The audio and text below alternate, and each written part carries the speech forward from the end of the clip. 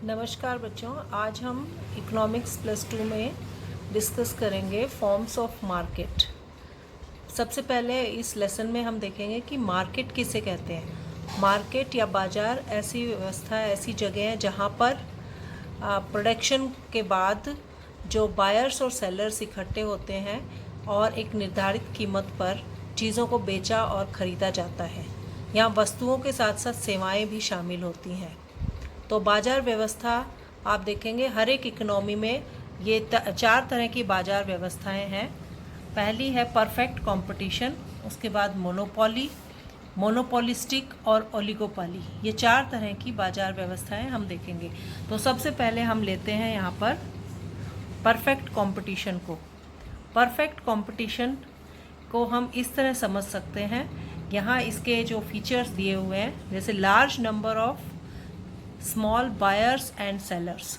यहाँ perfect competition जो बाज़ार व्यवस्था है उसमें इंडस्ट्री में बहुत सारे सेलर्स होते हैं, छोटे बड़े, ये जो वस्तुओं का उत्पादन कर कर बेचते हैं, और इसी तरह बायर्स भी बहुत सारे होते हैं।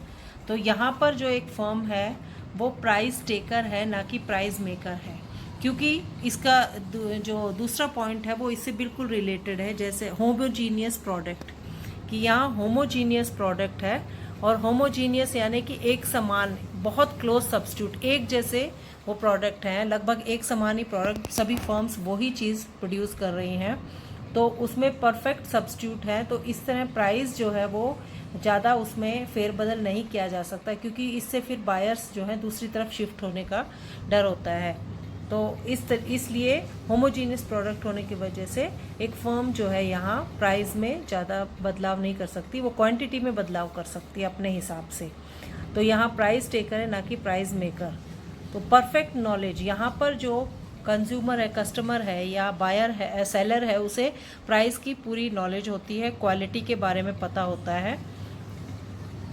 तीसरा यहाँ पर पॉइंट आता है कि freedom of entry and exit of firms. यहाँ पर पूर्णतः जो है फ्रीडम होती है, आज़ादी होती है फर्म्स को इंडस्ट्री से जाने की, शिफ्ट करने की, आने की, क्योंकि और ये होता है लॉन्ग रन में पॉसिबल है, यहाँ लॉन्ग रन में पॉसिबल है, क्यों, और सभी फर्म्स जो हैं एक नॉर्मल प्रॉफिट यहाँ पर कमाती हैं। इंडिपेंडेंट डिसीजन, हर एक फर्म का जो है अगला पॉइंट है इंडिपेंडेंट डिसीजन। हर एक फर्म का अपना डिसीजन होता है, प्रोडक्ट में क्या फेर बदल करने हैं, फैक्टर्स ऑफ प्रोडक्शन में क्या फेर बदल करने हैं। प्राइस जो है वो बहुत ज़्यादा यहाँ पर चेंज नहीं किया जा सकता। तो यहाँ किसी तरह का कोई आपस में एग्रीमेंट, कोई बाउंडेशन नहीं होती, ना ही कोई कॉन्ट्रैक्ट किसी तरह का होता है। तो सभी यहाँ इंडिपेंडेंट डिसीजन लेते हैं अपने प्रोडक्शन के बारे में और मार्केटिंग के बारे में। और यहाँ अगला है कि परफेक्ट मोबिलिटी, जो फैक्टर्स ऑफ प्रोडक्शन है, जो उत्पादन के साधन है, जैसे लेबर है या रॉ मटेरियल है, तो वो सभी समान है, यूनिफॉर्म ही रहते हैं सभी में। तो इनमें और इनकी जो पेमेंट्स है वो भी ज़्यादा डिफर नहीं करती। तो ये परफेक्ट, इनको पूरी फ्रीडम होती है मोबिलाइज करने की इस फर्म से दूसरी फर्म में। उसके बाद है एक्स्ट्रा कॉस्ट ऑफ ट्रांसपोर्ट, यहाँ no extra cost of transport होती है, और इसके साथ साथ ना ही कोई पब्लिसिटी या एडवर्टीजमेंट की कोई कॉस्ट होती है यहाँ पर, क्योंकि सभी का एक समान प्रोडक्ट है। तो किसी तरह का कोई जो है वो प्राइस में चेंजेस नहीं होते, और ना ही वो एडवांटेज ले सकते हैं। तो इसलिए वो चीज़, जो कॉस्ट है वो नील हो जाती है यहाँ पर।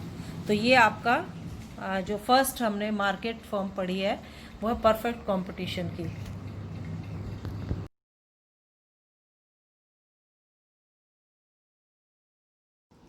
गुड मॉर्निंग बच्चों, आज हम मार्केट फॉर्म्स के तहत तीसरी तरह की जो एक मार्केट फॉर्म है मोनोपोलिस्टिक कंपटीशन, इसके बारे में पढ़ेंगे।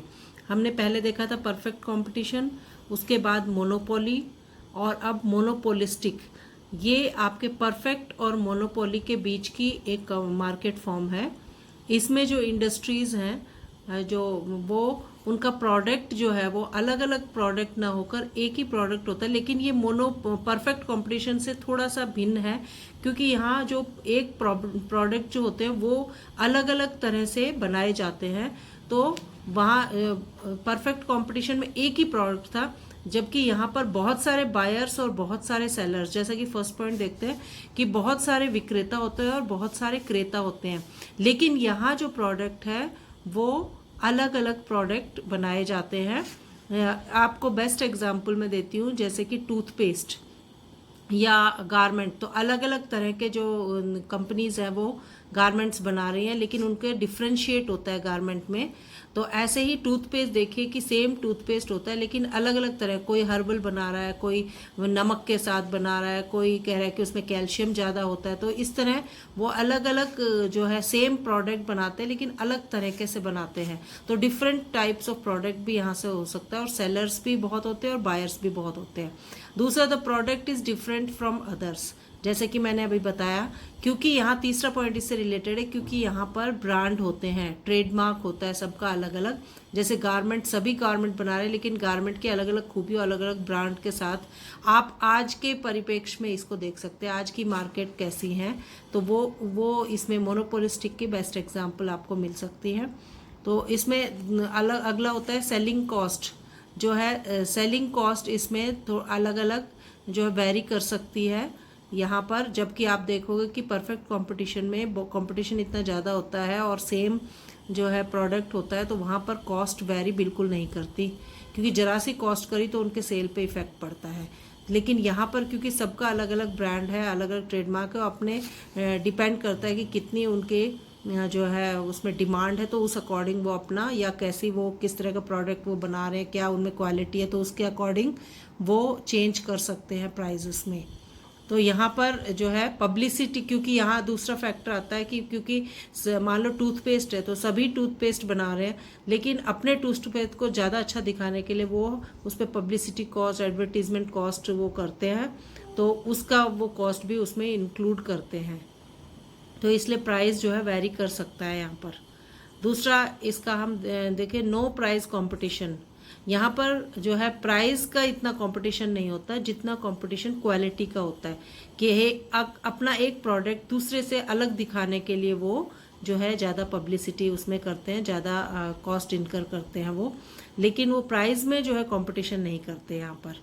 तो इसका जो स्लोप है यहाँ मोनोपोलिस्टिक जो मार्केट फॉर्म है उसका जो कर्व बनता है, डिमांड कर्व, उसका स्लोप आप देखोगे ऐसा है।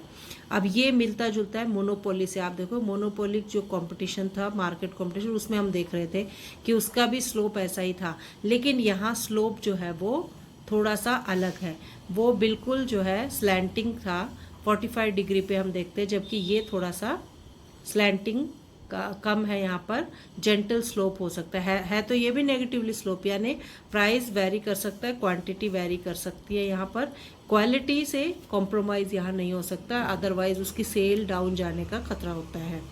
तो यहाँ जो डिमांड कर्व है मोनोपोलिस्टिक कंपटीशन में, ये मोर इलास्टिक होता है। मोर इलास्टिक का मतलब होता है कि large number of close substitutes यहाँ होते हैं। सेम अगर मान लो जैसे मैंने कहा टूथपेस्ट बेच रहे हैं, तो टूथपेस्ट जो है वो उसके साथ दूसरा टूथपेस्ट भी आ सकता है, जो एक हर्बल हो सकता है, एक कैल्शियम युक्त हो सकता है, एक दूसरा कोई और क्वालिटी का हो सकता है। तो यहाँ पर जो है कंपटीशन ज़्यादा है, तो क्लोज सब्सटीट्यूट्स उस प्रोडक्ट के ज़्यादा होने की वजह से वो जो है वेरी कर सकती है उसकी सेल। अगला फैक्टर यहाँ पर आता है freedom of entry and exit of firms, क्योंकि यहाँ पर जो है ब्रांड का ज़्यादा बोलबाला है, तो राइवल्स ज़्यादा होते हैं यहाँ पर आपस में, तो इसलिए एंट्री और एग्जिट फर्म्स की आसान हो जाती है, क्योंकि वो और कंपटीशन में कूदना उनके लिए मुश्किल होता है बस, क्योंकि यहाँ बहुत सारे प्रोडक्ट सेम है तो उनको एस्टैब्लिश करना मुश्किल होता है। तो एंट्री और एग्जिट यहाँ पर ऐसा कोई जो है उनके कॉन्ट्रैक्ट या कार्टल्स नहीं होते इतने। अगला है lack of perfect mobility of factors of production.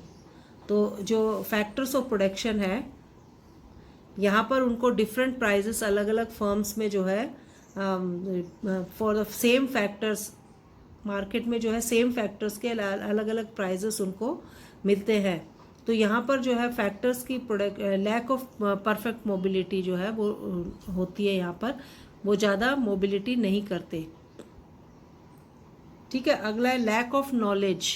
यहाँ पर जो है ग्राहकों को जो है, क्योंकि बहुत सारे भ्रमित करने वाले एडवर्टीजमेंट्स और ब्रांड्स आते हैं, तो यहाँ पर मार्केट में या प्रोडक्ट के बारे में इतनी मतलब वो मिसगाइड भी हो सकते हैं नॉलेज, क्योंकि उनको बड़ा वो देखना पड़ता है हर चीज़ में कि कौन सा प्रोडक्ट किस चीज़ के लिए ज़्यादा बेटर है। तो यहाँ जो है ड्यू टू पब्लिसिटी और एडवर्टीजमेंट यहाँ पर या दूसरा मिसगाइड करते हैं वो कि मेरा प्रोडक्ट ज़्यादा अच्छा है, मेरा प्रोडक्ट ज़्यादा अच्छा है, इस तरह। नमस्कार बच्चों, कल हमने विभिन्न मार्केट फॉर्म्स के बारे में पढ़ा था, किस तरह की मार्केट फॉर्म्स होती हैं। उसमें हमने परफेक्ट कंपटीशन के बारे में पढ़ा था। आज हम देखते हैं मोनोपोली। मोनोपोली यानी एकाधिकार। इसमें इंडस्ट्री में एक कंपनी को, एक फर्म को पूरा एकाधिकार होता है, एक तरह का प्रोडक्ट वो बनाती है और उसके जो प्रोडक्ट होता है उसका कोई दूर दूर तक कोई सब्स्टिट्यूट नहीं होता है। यहाँ पर फर्म को पूरा एकाधिकार होता है मार्केट में। तो इसको हम कुछ इन फीचर्स द्वारा समझते हैं कि मोनोपोली होती क्या है। यहाँ देखिए, one seller and large number of buyers होते हैं, यानी कि एक विक्रेता और बहुत सारे क्रेता। तो एक विक्रेता का मतलब है कि उसे मार्केट पर पूरा एकाधिकार होता है। इसको आप एक तरह से समझ सकते हैं रेलवेज। तो रेलवेज भारत में जो है उसे पूरा एकाधिकार है, वो किस तरह की क्या पॉलिसी बनाती है और किस रेट पर जो है वो अपने प्रोडक्ट बेचना है, अपनी सर्विसेज देना है। और दूसरी तरफ नो क्लोज सब्स्टिट्यूट, यानी कि उस प्रोडक्ट का कोई भी मुकाबला वहाँ पर नहीं होता है, क्योंकि वो एक ही अपनी तरह का प्रोडक्ट बनाया जाता है। तीसरा पॉइंट ये आता है restriction on the entry of new firms. तो यहाँ देखिए, ना लॉन्ग रन में ना शॉर्ट रन में नई फर्म्स की एंट्री और उस इंडस्ट्री से जाना, फर्म्स का जाना, ये दोनों ही बहुत मुश्किल टर्म्स होते हैं, क्योंकि यहाँ मोनोपोली के अंतर्गत वो किसी न किसी कॉन्ट्रैक्ट से, लीगल, टेक्निकल या कॉन्ट्रैक्चुअल वहाँ पर बैरियर्स होते हैं, तो उसकी वजह से फर्म की एंट्री और एग्जिट बहुत मुश्किल होती है। अगला पॉइंट है फुल कंट्रोल ओवर प्राइजेस। यहाँ उस फर्म को, उस इंडस्ट्री को, उस प्रोडक्ट का पूरा कंट्रोल होता है, रेगुलेशन होता है, किस मात्रा में सब डिमांड सप्लाई करनी है और किस प्राइस पर उसको बेचना है। तो दूसरा प्राइस डिस्क्रिमिनेशन, यहाँ पर जो है वो प्रोडक्ट की डिमांड के हिसाब से उसका प्राइस घटा बढ़ा सकती है और यहाँ पर कोई उसे रोकने वाला नहीं होता, क्योंकि वो एक ही उस उत्पाद करने वाली वो एक ही फर्म होती है। इसमें अगले पॉइंट पे हम पढ़ते हैं कि वाई डज मोनोपोली अराइज। अब ऐसी इस तरह की मार्केट फॉर्म क्यों आई है? तो ये ज़्यादातर आप देखिए प्राइवेट सेक्टर में होता है, ये गवर्नमेंट की पॉलिसीज़ के तहत है। तो गवर्नमेंट कई बार किसी चीज़ों को कंट्रोल करने के लिए, उनके रेगुलेशन के लिए या लाइसेंस उन्हीं इंडस्ट्री को देती है जो उसकी सही या गुणवत्ता की तरफ जो अच्छा प्रोडक्शन कर सके। तो गवर्नमेंट पॉलिसीज़ की वजह से ये मोनोपोली उभरती है। तो कुछ एक फर्म्स को ही जो है लाइसेंस देना, तो उससे फिर वो उस प्रोडक्ट की प्रोडक्शन में वो अपने एकाधिकार मान लेती हैं। दूसरा पेटेंट करवाना। अब हम इसको देखते हैं कि पेटेंट होता क्या है। पेटेंट होता है कि गवर्नमेंट जो है कुछ प्रोडक्ट्स की अगर किसी ने किसी तरह का नया इनोवेशन किया है, कोई नई डिस्कवरी की है या नई रिसर्च की है या नई टेक्निक से जो है कोई चीज़ बनाई है, तो गवर्नमेंट उसको पेटेंट का अधिकार देती है, इस तरह से इन चीज़ों को एनकरेज करने के लिए। तो अगर पेटेंट किसी एक को मिल गया तो वहाँ पर उस प्रोडक्ट की जो है डिस्ट्रीब्यूशन में, प्रोडक्शन में उस फर्म को एकाधिकार मिल गया। कार्टेल यानी कि एक तरह का ग्रुप, कुछ लोग मिलकर उस चीज़ को बनाने में, उस प्रोडक्ट को बनाने में या उस सर्विस को देने में वो अपना एक स्ट्रॉन्ग ग्रुप बना लेते हैं, इकोनॉमिक ग्रुप, फाइनेंशियल ग्रुप, ताकि उसके बाहर कोई उस चीज़ को बेच या खरीद ना सके। तो इस तरह के कार्टेल्स बनने से भी मोनोपोली उभरती है। और चौथा जो सबसे मुख्य पॉइंट है गिफ्ट ऑफ नेचर, कि बाय नेचर ये जो है पद्धति है कि लोग जो है अपना फ़ायदा देखते हैं इसमें और अपनी एकाधिकार होने की वजह से वो प्राइस डिटरमाइन करना चाहते हैं। तो एकाधिकार जो है अपने आप ही प्राइस फिक्स करने की उसको पावर दे देता है। अब मोनोपोली के अंतर्गत किस तरह का जो है डिमांड कर्व बनेगा, ये आप यहाँ नीचे देख सकते हैं। ये नेगेटिवली स्लोप डिमांड कर्व बनेगा, जहाँ पर देखिए फर्म को क्वांटिटी थोड़ी सी वो इंक्रीज़ करेगी और प्राइस ज़्यादा इंक्रीज़ करेगी, या डिक्रीज़ करेगी प्राइस को तो वो क्वांटिटी को इंक्रीज़ करना चाहेगी, या जिस तरह भी वो चाहे उस प्राइस को वो डिटरमाइन कर सकती है। यहाँ पर जो है इन्वर्स रिलेशन होता है बिटवीन प्राइस एंड क्वांटिटी, तो वो प्राइस को जो है घटा बढ़ा सकती है, जबकि आपने देखा होगा कि परफेक्ट कंपटीशन में ऐसा नहीं था। तो मोनोपोली कंपटीशन या मोनोपोली जो मार्केट है वो परफेक्ट कंपटीशन के बिल्कुल अपोजिट है।